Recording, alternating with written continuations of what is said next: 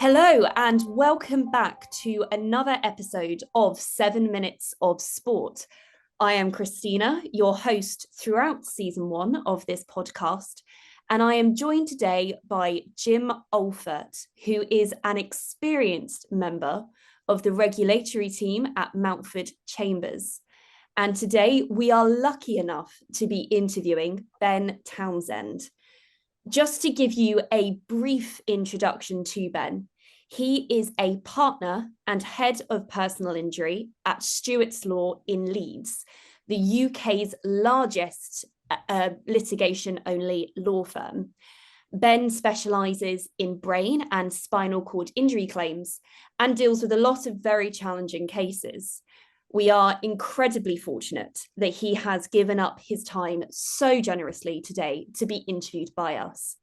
Ben, hello and welcome to the podcast. Thanks very much indeed, Chrissy. We are absolutely delighted to have you here. Now, due to Ben's expertise, today's episode is going to involve an interview/discussion around negligence in sports. And there will be reference in particular to the case of Czernuska and King. Just to give a brief overview before the interview starts, this was a case where a rugby player was found to be negligently liable for a revenge tackle, which very sadly left her opponent paraplegic. Now, I am going to pass over to Jim to start the interview with Ben, as you all hear enough of my voice throughout this series anyway. But just before we do, Ben, I have a timer here, which I'm going to press to start the 7-minute discussion. Are you ready? Ready as I'll ever be, Chris. Excellent. In which case, Jim, over to you. Thanks so much, Chrissy. Ben, thanks again for being on here. I'm going to start by asking you a really simple question or straightforward question about what the test is that claimants need to meet in order to establish that a defendant's been negligent in these types of situations. Well, the test that the judge favoured in the case of Czernuska was taken from the case of Condon to exercise such degree of care as was appropriate in all the circumstances. Now, those circumstances appear to include any non-compliance with the rules, conventions, or customs of the game. And clearly, just because a rule has been breached, that doesn't necessarily mean that liability arises in negligence. Furthermore, interestingly in this case, the judge decided there doesn't necessarily need to have been recklessness on the part of the defendant in order to establish negligence either. Ben, that's really helpful. Thank you. The follow-up question I have there is, when considering a sports injury claim, do you think it's important for a judge to have a bit of a sense of the realities of the game that they're looking into? We all know sports are a fast-moving theatre. So if so, why is that? Well, I think it's a really important question. I mean, I speak as the father of 2 boys who play rugby, and there's always a risk of injury that we're all aware of. But this has to be balanced, in my view, against the benefits of competitive sport, the discipline, the fitness, the development of social skills playing a team sport.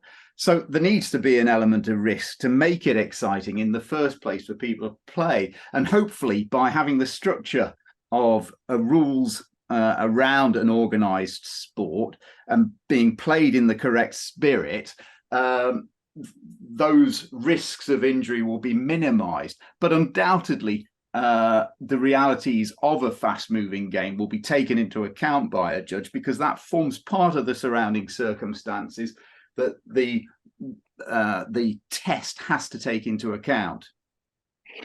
And following up on that, we've seen reference in previous authorities, and it's touched upon in Czernuska as well, about the idea of the court taking account of the heat of the moment.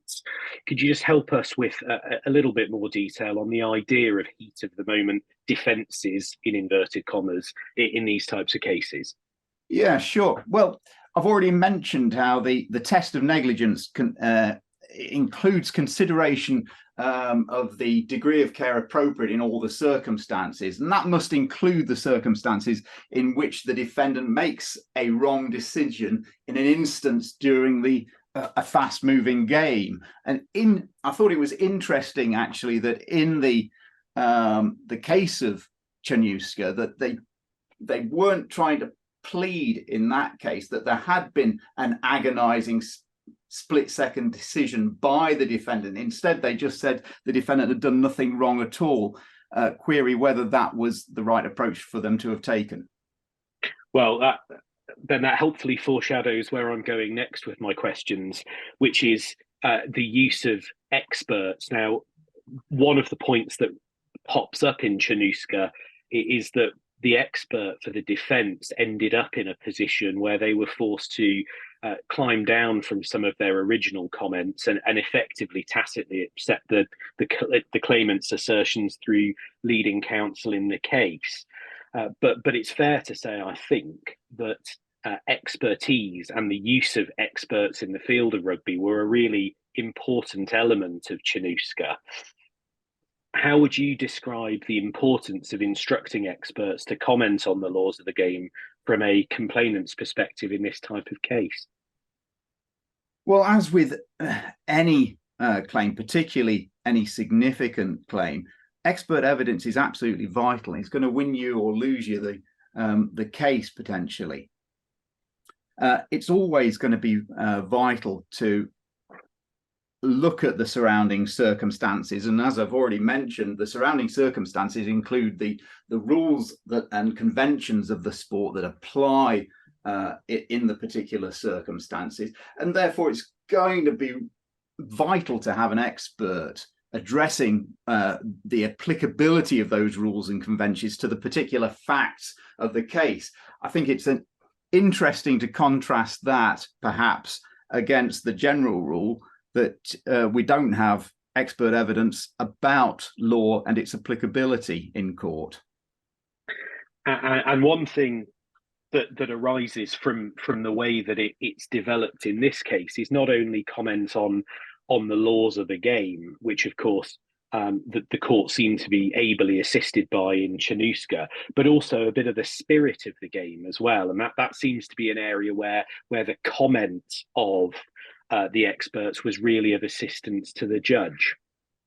Yes, absolutely. And the judge may not have any knowledge of the sport, the spirit in which it's played, the way that it's played generally, never mind what the black letter of the rule says. So the input of the experts into that area is absolutely vital in this sort of case.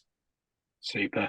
Ben, we've got a couple more minutes spare than we thought we might. So I just want to ask you one follow-up question on a point you touched on right at the start, which was about the test for negligence.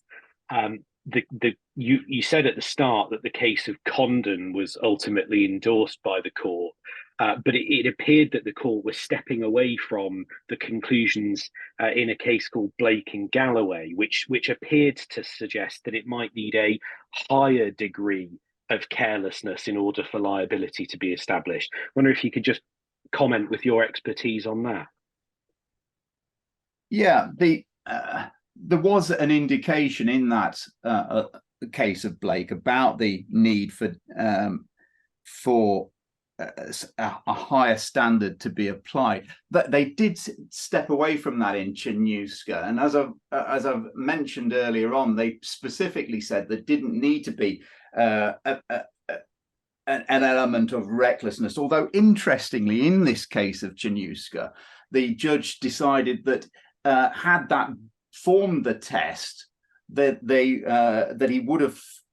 he decided that there had been recklessness on the part of the defendant in any event in this circumstance. And it's perhaps interesting to reflect that this wasn't a particularly marginal case, this case of Czernuska. It will be interesting to see how things develop with perhaps a case where the particular test is more important when applied to the factual circumstances.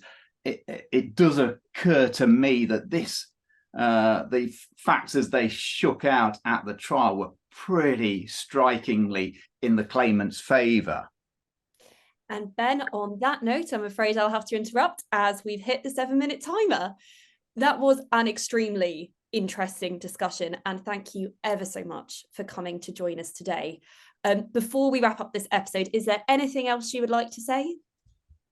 No, thanks very much indeed for inviting me, and thanks ever so much for the kind introduction, which I certainly don't deserve. Oh, not at all. Thank you so much for giving up your time to come and join us. And thank you all for listening to this episode. Next week, you have 2 more esteemed guests coming on to join us. Make a note in your diary and make sure to tune in. We will see you then.